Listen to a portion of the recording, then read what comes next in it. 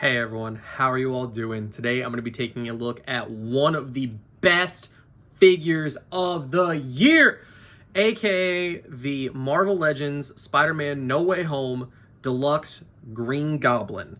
And clearly, as I've already spoiled it, this figure is absolutely phenomenal. It has a couple of issues, of course, because, like I say in pretty much every video, no matter how good a figure is, there's always going to be at least one, issue with it because nothing's perfect, and that's okay. But this figure is pretty damn close, and there are a couple things that I think, maybe could mod in some way to make the figure a little bit better, but as is, I have done nothing to this figure whatsoever. This figure is just beautiful. It is amazing, and it looks so nice on under my lights right now. Like, the metallic swirly twirly plastic that they used for this looks great in normal lighting and all that, but I had no idea that it would shine this much underneath my lights. Like, look at the Goblin helmet down here. That looks gorgeous. But without further ado, I guess let's just get into what Norman comes with.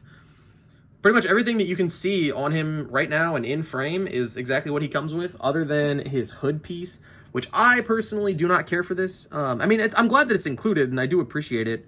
It's got the, little bit of, like, tearing and all that, and, like, sewn together stuff, and it's got the seam lines and whatnot, all that stuff. It pretty much just, you pop the head off, slide it into the hood, pop it back on. There you go, Bob's your uncle, you're fine. And from what I've heard, there was apparently supposed to be, like, a story point as to why he had Doc Ock's goggles, but I really dig the fact that he has these. I think this is cool. I don't think I'll glue him down on his thing, but maybe I'll, like, blue tack it to stick it down, because they do kind of, like, ride around and get in the way when you're trying to do photography and stuff, but they're really nice goggles. I do like them. He also comes with a pumpkin bomb, which is really nice. I'm going to keep this in his hand, because otherwise it'll be just kind of hard for me to show in my own hand on camera, so let's see if I can get this to focus. So it's actually really beautifully detailed. The sculpt work on it is very nice. It's got a little bit of texturing, like it has the ridges and all that. It's got the green.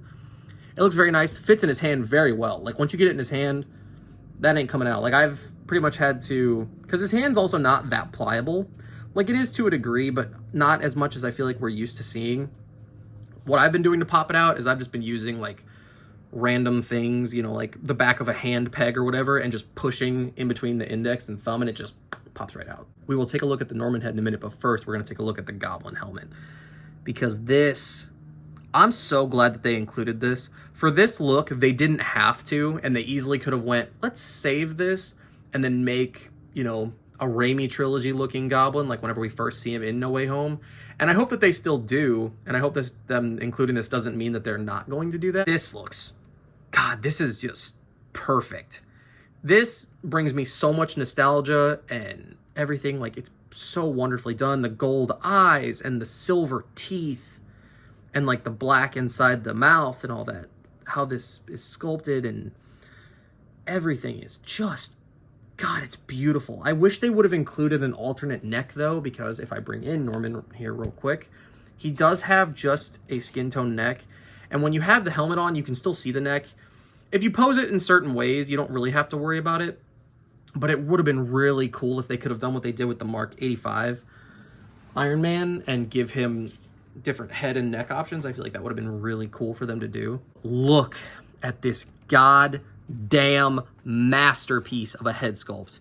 The only thing that's kind of bothering me a little bit, and it's actually not bad on camera, which is great, is I feel like there's a little bit of a shine to it. Like, you can see it on his chin right there. But God, when you get it right there, look at that angle. It's got the little bit of gap in the teeth and, like, the little bit of a chipped one over here on the side. And the eyes just scream Willem Dafoe as Green Goblin. The hair is perfect. The face.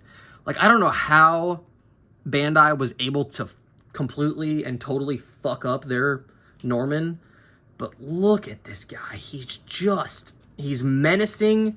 He's perfect. He literally looks like he's about to just say, Godspeed, Spider-Man. Throw this pumpkin bomb at you and just absolutely wreck your whole day. Or he's about to tell you that the McRib is back. But this head sculpt is, it really, God, I don't know. This whole wave is full of great head sculpts.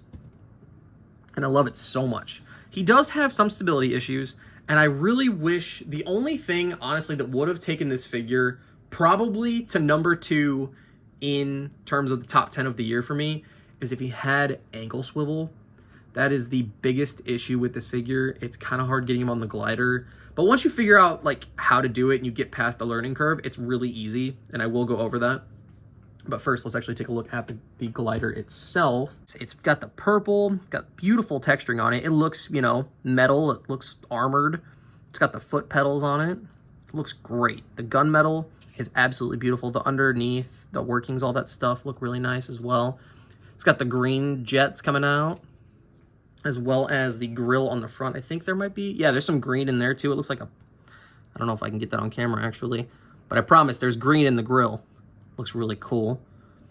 I really wish I could catch that at the right angle to show you guys, but it looks really nice. And I guess while we have the glider out, I'll show you guys articulation. Obviously, when it comes to the base stand thing for it, you can put it on any one of the 3 balls, and it is a ball joint, so you can get him to fly around at a low angle, mid, or high, which is really nice. But in terms of, let's just take him off of, take the glider off there.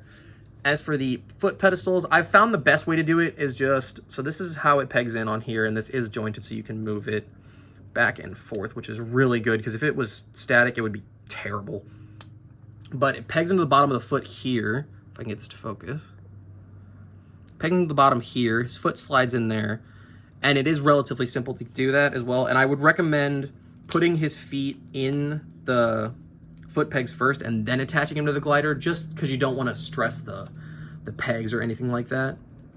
But as for the glider itself, he has 2, technically I guess 4, but 2 on each side, things for his glider. So this can move like that at that joint, but then you also, it's very tight. You have to be careful, just please. It's so scary when you do it the first time, but you can get it to go down all the way. So if I wanted to move up the one side, like see, it just popped apart, and it actually is supposed to do that. Now that I've discovered that, that's really nice, because I thought I just broke it on camera, but I didn't, so we're good. Everything's fine. I also didn't even realize that he's got the missiles underneath here, which I don't think pop out. No, they don't pop out, but there is some green up in there too. I don't know if that's coming across on camera. There you go, you can see it right there where my thumb is. That's pretty cool. And then as for Norman's detail, I mean, like I already said, he's got the purple, you know, the green, pretty much everything that I said about the glider applies to Norman, but obviously more green. This looks so beautiful. This piece can come off, so you can technically count this as an accessory, but it, you know, you got to be a little tricky with trying to get it off of there. He's got the like the glider knife thing on the side. He's got the missiles. It just, the purples, the golds, the satchel, everything to make it look a lot more comic accurate is so nice. I think that they took the beautiful suit from the first movie and really just went, what can we do to modernize it, add a little bit of comic flair, but still keep the charm and menacing nature of the original. And I think that they captured that perfectly with this look. And then as for articulation, his head, unfortunately it's not on a hinge, so it can only go up that far, but after modding it and stuff like that, you know, you'll be able to move it a lot more if you want to do something like that. Can tilt, rotate, look down, all that good stuff. His shoulders go out that far. Can rotate all the way around. He doesn't have any butterfly joints, but he has bicep swivel, double jointed elbows that go up all the way. His hands, unfortunately, doesn't have any alternate sets. I wish that he would have, but it's okay. His hands just rotate and then have the back and forth hinges. As for his torso, it is just a diaphragm joint, so it can go that far forward. I definitely will try to mod that at some point just to get a little bit more range out of it, but it can go back that far. He's got, you know, of course, the tilt and the rotation, all that good stuff. His legs are drop down, which is really nice, so they can go out that far, can go that far forward and that far back. He's got thigh swivel, double jointed knees that are a little stiff on mine, but can go up that far, which is really good. Like I said at the beginning, unfortunately, no boot swivel or anything like that. So it does make him a little bit harder to get on the glider, which is unfortunate, but his feet can go back all the way, can go up almost all the way, and then, of course, ankle pivot. And then I'm going to try to do this on camera. Let's see if I can get him on the glider. So, like I was saying, you want to take the foot pedestals off. You just slide it over this and then peg it into the peg hole in the bottom of the foot. And then it's really sturdy, too. Like, you don't have to worry about it falling off or anything, which is really nice. So you just get that in there, peg that in like so. You get those on there, and then let's try and do this on camera. do this as best as I can for you guys. So pegs in right there. You got the one, and then try and peg in the other. And then I'll futz around with the actual posability of him. But like, you know, so you can get him like that. Obviously, if you had a little bit more time and all that, you can get him into better poses. But if I turn the leg just a little bit or bend his knee, you can kind of even it out a little bit.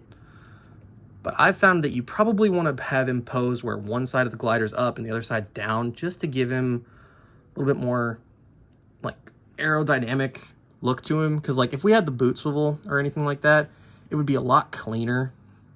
But as is, I feel like this is fine. And I don't know how long that's not been focused. Sorry about that. But I mean, you can get him into some poses and whatnot. It definitely could be better, but it's not bad by any means. And now onto some size comparisons. Here he is next to the Figuarts Tobey Spider-Man and the Marvel Legends Tobey Spider-Man. These look so awesome together. I almost, and I think I may at some point, get the Figuarts Green Goblin and maybe put like the helmet head on there, because I'd love to use either this head or the helmet one on that Figuarts one, since those don't look that great.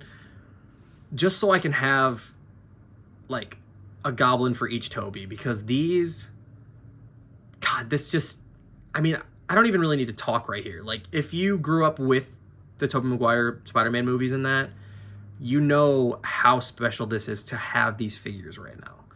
And then here he is next to Andrew and Tom from this same assortment. And these look great together as well. I would have loved to have seen Andrew and Willem Dafoe's Green Goblin throw down a little bit. I think that would have been really cool. I wish we would have gotten to see Tobey fight him, and I think that's such a missed opportunity that they didn't do that. I get why they didn't, because they did, you know, he already dealt with Goblin in his first movie and all that, so it was Tom's turn, but it would have just been really cool. Overall, I mean, I'm going to keep this short and sweet. This figure is amazing. The only thing that I wish that he had was ankle swivel or boot swivel, whatever, some sort of swivel down in his lower legs to make him easier to get on the glider and have him in more of a natural type pose on the glider. But other than that, this figure is perfect. There is not a single thing that I would change about this guy. And same thing for the glider. I couldn't be happier. And that's going to do it for me. I will catch you all in the next one. See ya.